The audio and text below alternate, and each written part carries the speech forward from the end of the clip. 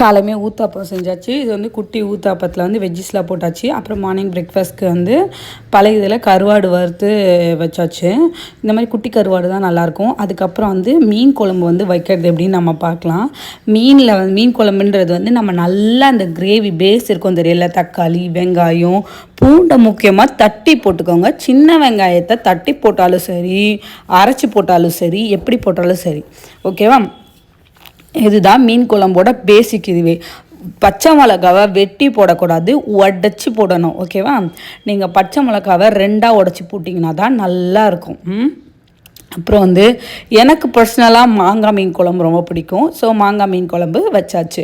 அப்புறம் வந்து இந்த மாதிரி வந்து வறுக்கிறதுக்கு மீனை வந்து தனியாக மேரினேட் பண்ணி வச்சுட்டு அதுக்கப்புறம் கொஞ்சம் நல்ல எண்ணெயை கொஞ்சம் செழிப்பாக ஊற்றி வறுக்கும் போது அதில் என்ன டிப்புனா ஒரு கருவேப்பிலை கொத்து அதோட சேர்த்து விட்டுருங்க. அதோட ஃப்ளேவர் இன்னும் நல்லா அருமையாக இருக்கும். அப்புறமா நம்ம செய்யும் போதே வந்து மீன் குழம்புல வந்து பச்சை மிளகாவை உடச்சி போட்டிருக்கோம். இந்த வாட்டி மீன் குழம்பு எல்லாம் கொதித்து முடித்த பிறகு அதில் கீரின பச்சை மிளகாவையும் பிச்சு போட்ட கருவேப்பிலையும் போட்டுறணும். அப்புறமா கொஞ்சம் மிளகுத்தூள், இதுதான் இதோட இதுவே டேஸ்ட்டு. கொஞ்சம் மிளகுத்தூளை வச்சுட்டு ஊற்றிட்டு போட்டு அதை அப்படியே கொஞ்சம் மேலட்டால் கிளறி விடுங்க. அடியிலெல்லாம் கிளறினீங்கன்னா மீன் வந்து உடஞ்சிரும். நம்மளோட அருமையான மாங்காய் மீன் குழம்பு தயாராகிடுச்சு. நான் எடுத்து காட்டுறேன் பாருங்கள். மாங்காய் எவ்வளோ ஃப்ரெஷ்ஷாக இருக்குது. அப்புறம் மீன் உடஞ்சிடக்கூடாதுன்னா நம்ம புளித்தண்ணி வச்சுருப்போம்ல, அந்த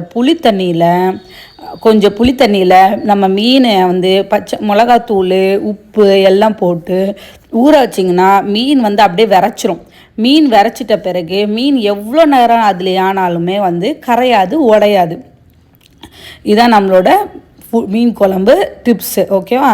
அப்புறம் நாங்கள் என்ன பண்ணிட்டோன்னா வந்து ஒரு யானை பொம்மை தேடி சுற்றிக்கிட்டு இருந்தோம் எல்லா இடத்துலையும். ஸோ யானை பொம்மை எங்கே இருக்குது அப்படி இப்படின்னு சொல்லி நாங்கள் தேடி சுற்றிட்டு இருக்கும்போது நாங்கள் திருவேற்காடு சைடு போய் பார்த்தோம். அப்புறம் அந்த காலேஜஸ் சைடு போய் பார்த்தோம். எங்கேயுமே நாங்கள் தேடுற மாதிரி யானை பொம்மை எங்களுக்கு வாட்டப்படலை. ஸோ அப்புறம் வீட்டுக்கு வந்து ஹேர் ஸ்டைல் பண்ண ஆரம்பிச்சிட்டோம். கொஞ்ச நேரம் பேசிட்டு நெயில் பாலிஷ்லாம் வச்சுட்டு ஹேர் ஸ்டைல் பண்ணிக்கிட்டு இருந்தோம். ஹேர் ஸ்டைல் பண்ணிவிட்டு அப்புறம் பாட்டு போட்டு டான்ஸ் ஆட ஆரம்பிச்சிட்டோம். இதுதான் டான்ஸ் ஆடிட்டு இருந்தோம். இது வந்து பரதநாட்டியம் மாதிரி ஆடிட்டு இருந்தோம்.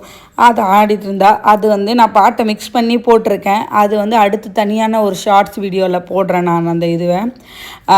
இந்த மாதிரி வீடியோ உங்களுக்கு பிடிச்சிருந்துன்னா ஷேர் பண்ணுங்கள், லைக் பண்ணுங்கள், மறக்காமல் சப்ஸ்கிரைப் பண்ணுங்கள்.